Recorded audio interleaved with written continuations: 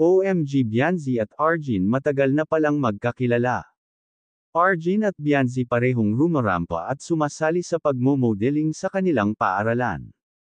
Edo proud sa dalawa, bago ko ipagpatuloy ang maiksing reaction video na ito hiling ko lang na patapusin ang panunood nito para malaman ang nilalaman nito at kung bago ka pa lang sa munting channel na ito paki-subscribe para lagi kang updated sa video ng mga kalingap. At pakisuportahan natin ang ama ng kalingap na si Val Santos Matubang Ate Edna Vlog at si Kalingap Rab.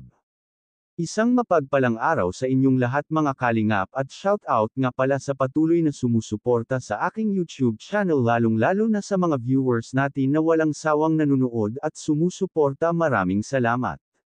Edo proud sa kanyang beneficiaries na si Arjin at sa kanyang love team na si Bianzi. Para po sa kaalaman ng lahat ito palang si Bianzi at Arjin ay magka-schoolmate pala ito at sabay itong sumali sa pagrampa.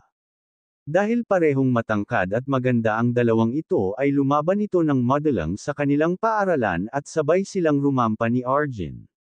Edo proud sa ginawa ng dalawa, syempre proud si Edo dahil una sa lahat beneficiary niya si Arjin si Edo ang tumutulong para makapag-aral si Arjin. At tungkol naman kay Bianzi proud din si Edo dahil love team niya ito. Kaya pala madalas na dumadaan si Edo sa lugar nila Bianzi dahil malapit lang pala ang bahay ni Arjin.